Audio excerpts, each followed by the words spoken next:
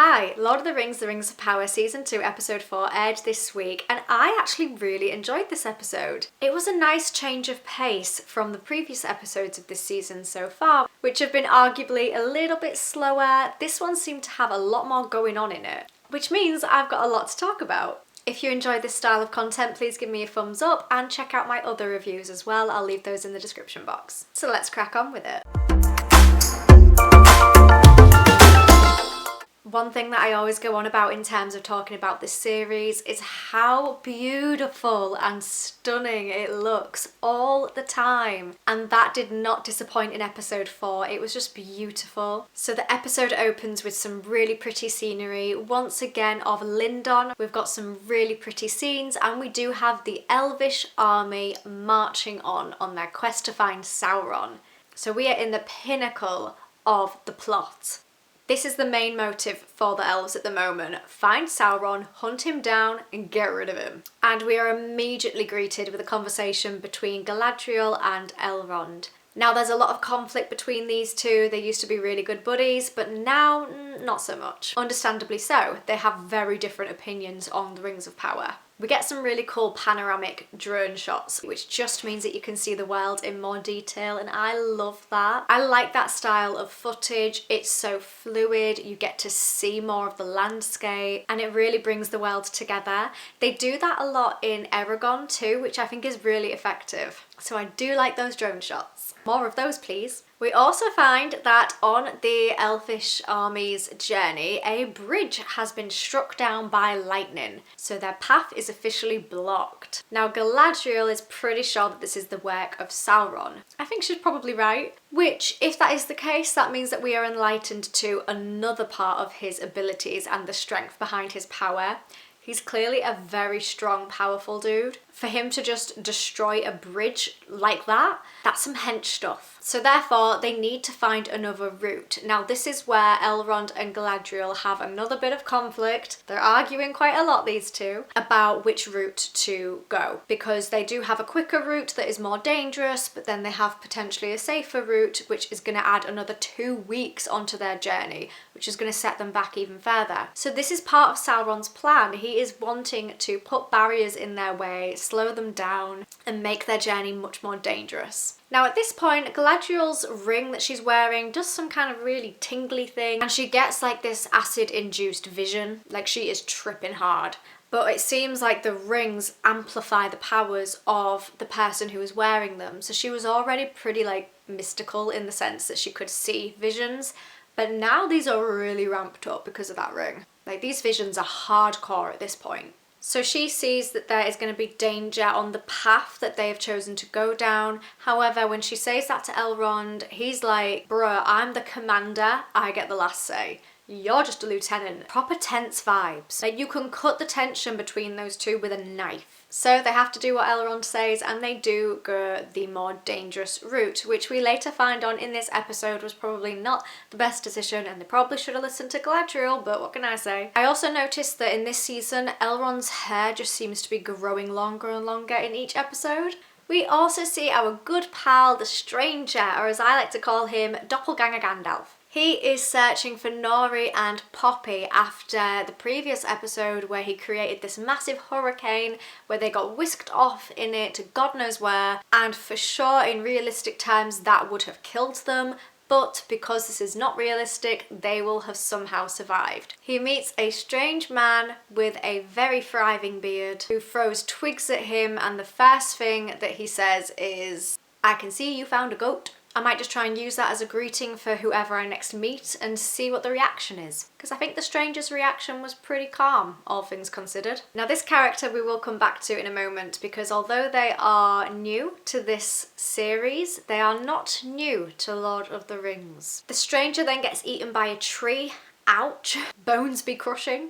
And like I said earlier, we also see that Nori and Poppy have survived the hurricane, which just doesn't make sense. Plot armor at its finest. We also get another new character in this episode who has amazing hair and a really cute voice. And I've completely forgotten his name. If I can find it out, I'll put it on the screen. memory like a goldfish. So he is from another race of halfling, and he takes Nori and Poppy to their really adorable little habitat. This is the cutest place I think I've ever seen. It's so wholesome. The whole scene of them being introduced to that little habitat. I was holding my breath throughout all of it because it was just so cute that I literally felt like I couldn't breathe. I'm really liking these guys so far. So we do have lots of new characters today in this episode. So, going back to the guy from earlier that the stranger met with the amazing beard. He is actually Tom Bombadil, who is not a new character to Lord of the Rings. He does have some lore behind him. I say some because he is a very mysterious character. I think Tolkien has purposefully not provided much information about this character at all because it keeps you guessing. So a lot of his lore is just based on fan theories. He is a fan favourite and he is one of the eldest beings on Middle-earth. Like, he is old and he doesn't look like it. Whatever anti-wrinkle cream he uses, I'ma need to get some of that. We then get a scene of the stranger in the bath with Tom Bombadil singing opera around him. At this point I was sure I must have taken something before watching the episode because how can I explain that? And then the stranger discovers through a really cool conversation with Tom Bombadil that he needs to fight Sauron. It's basically in his kind of prophecy, I suppose. Or it's like his goal and his mission is to fight Sauron. So we are alluding to future events that are definitely going to happen further down the line in this series, which I'm looking forward to. Love a bit of conflict. We then move on to a spooky, scary scene of Elrond and his elf army traipsing through this really creepy, dark, cryptic wood. We get the tense music. We get the slow-mo shots. We get the almost like eerie, could there be a jump scare coming kind of tension. We get the glowing eyes that appear in the darkness of the cave. And then, oh no, one of their team members is taken and died. Galadriel would hate to say she told you so, but she definitely told you so. However, Elrond does save Galadriel when she also falls into the trap of danger as well. And the creatures that attack them are actually called the Ballowites. Galadriel seems to think that they had been some kind of undead form that were awoken by Sauron. That would make sense. So anything bad that happens, let's just blame it on him. We are then greeted with the humans and Arondir who are searching for Theo, who got taken in the previous episode. Now, I was a little bit of a dummy in my previous review. I'm going to hold my hands up here. It's nothing new, to be honest. I frequently am. I said that a hill giant or a hill troll took Theo. That was incorrect. Theo was not taken by Damrod the hill giant. He was taken by a tree. And we're going to talk about the trees in a moment because they were very important and crucial in this episode. So we also have the new character Estrid. She's new to this season. And she was introduced when she'd got into a bit of a ruffle with Isildur. There's a bit of flirty banter going on between those two. Do I trust her?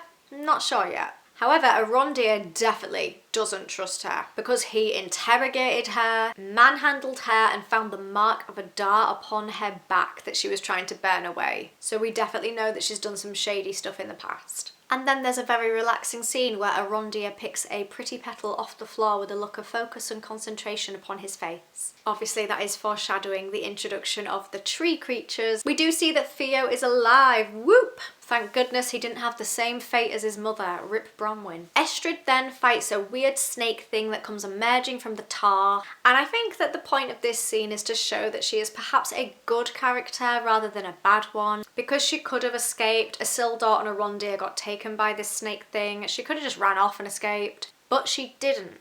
So, is she a goodie? Probably. In this episode we also progress the storyline with the weird cult people that were searching for the stranger, Nori and Poppy, and we learn more about the Blue Wizard storylines. And I think a lot of it is theorised at the moment, nothing has been confirmed, but I'm sure it will be in this season. But this does mean that there will be a confrontation between the cult and the stranger at some point, and I feel like that means he's going to remember everything that happened before he crashed in on a meteor like a badass. I feel like he's going to remember his life beforehand because right now he has significant memory loss. He doesn't remember a thing. And I feel like this cult are going to trigger his memory when he is faced with them. So I hope that we get to see that this season. I imagine we probably will do.